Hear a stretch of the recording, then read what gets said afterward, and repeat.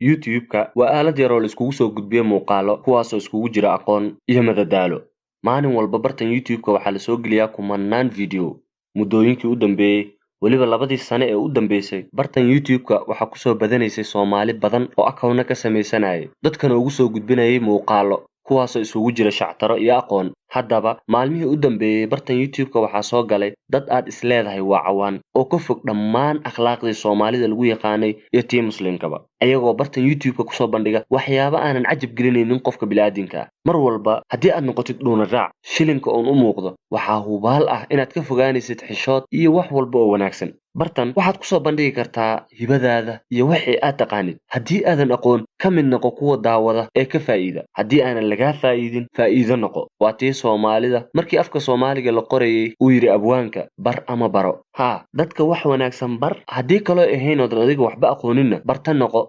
Bartahaas oo ka faa'iida waxa dadka kale ay soo gelinayaan bartan YouTube-ka. Waxaa lagu joogaa halkan xishood, waxaa la rabaa inaan dadka u noqono kuwa lagu daydo. YouTube-ka waa account ay iska leedahay shirkadda Google. Waxaa aasaasay oo sameeyay niman aanan Muslim ahayn. Waxaa maalgeliya YouTube-ka oo haatan iska leh gacanta ku haayo Google. Waan saan wada ognahay Google ma ahan shirkad ay dad Muslim leeyihiin, waxay ku taalaa Mareykanka. Haddana saas ay tahay, wax walba oo bulshada dhexdeeda wasakha waa ay ka mamnuuceen in la soo geliyo bartan YouTube-ka, sida muuqaalada xuxunka ah ee anshaxumada, dilalka, dhiigga daadanayo, dhaca, jabsiga iyo aaladaha internetka sida YouTube-ka ama Facebook oo kale in la jabsado kale in sida loo jabsan lahaa in dadka la baro kaleeto, iyo wax walba oo anshaxumo ay isleeyihiin marka iyada bartan YouTube-ka dhib ayay u keeni karaan iyagoo kumanaan account u xiray sabab saas darteeda. Bal suuraysa adiga oo Muslima markaad maalin walba bartan YouTube-ka aad muuqaal indhaha ay ka xishoonayaan kusoo gudbinaysid. Soomaalidu waa dad dhaqan iyo diin leh. Adiga xagee ka martay dhaqankii iyo diintii lagugu soo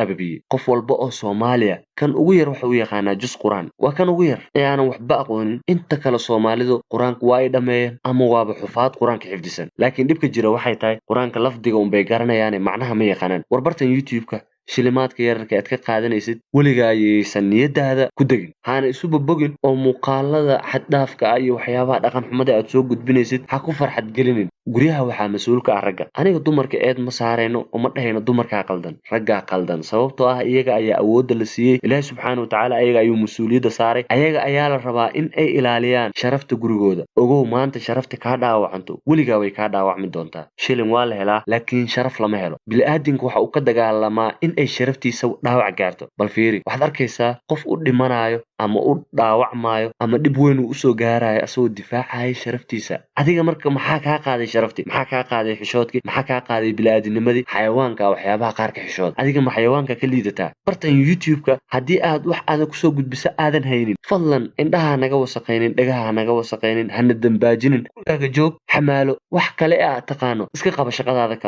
kale qabso. Gurigaada biilka u raadi, ciyaal haddaad dhashay ciyaalkaada korso, intaasaa kugu filan. Bartan YouTube-ka markii aad gashid YouTube ama aad wax asaaj garaysid, YouTube-ka wuxuu ku leeyahay kuwa hal abuurka leh, creative-ka, rag dadka wax abuurka leh. Bartan waa wax hal abuur ee wax walba iska soo gudbi maaha. Wixii aad la taagneed wadooyinka iyo dhaqan xumadii kusoo gudbi maaha bartan. Waxaan si sharaf leh oo akhyaarnimo ay ku jirto in kaga codsanayaa dhammaan akhyaarta YouTube-ka daawato ee jecel muuqaalada inay ka daawadaan bartan. Idinka ayaa dadkan xumaanta ka hor istaagi karo. Haddaad qofka aad aragtid muuqaal xun hadduuba title kusoo qoro, waxaad ka akhrisan kartaa qaybta yarta ah ee faallada yarta kor lagu soo qorayo videoga lagu qeexayo waxa uu yahay. Haddaadba xumaan ka aragtid ha daawan. Daawashadaada dhiirigelinaya u tahay qofka, macnaheedu waxay la mid tahay hore u soco adigoo yiri.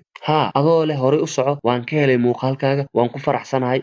War qofkan adiga ayaa xumaan u horseedaya. Qofkan heer wuxuu u gaarayaa uu ka baxo bini'aadanimada, xayawaan caadi u noqdo. Fadlan arsaaqada Ilaahay subxaanahu wa ta'aala ayaa bixiyo. Shilimaad yar oo YouTube kaa soo galay maantayta ha ku bedelanin sharaftaada. Ilaasha sharaftaada oo u istaag in ehelkaaga iyo carruurtaada mustaqbalkooda u noqdo mid ifaayo, ee beri aanan laga cuudi bilaysan, aanan laga fogaanin, aanan xumaan lagu tilmaamin. haddii aan hadal xun iniri ama hadalka aan ku adkeeyay cafwan waan ka xumaay runtii YouTube-ka ayaa waxaan ku arkay waxyaabo aanan cajab gelinin aanan daawashadoodana ku qancin marka sidaas darteeda waxaan jeclahay mar walba Soomaalidu inay ahaadaan dad sharaftooda ay dhowrsan tahay oo wanaagsan oo mar walba lagu daydo oo wanaagga looga daydo intaasaan rabinay in la wadaago fadlan muuqaalkan waad qaadan kartaa oo waa free si aad u sii gaarsiiso dadka kale ee aan laga yaabay inaysan soo daawan xogaha media ama aysan arkin si ayagana ay ugu noqoto waano adigana aad uga heshid ajar السلام عليكم ورحمة الله وبركاته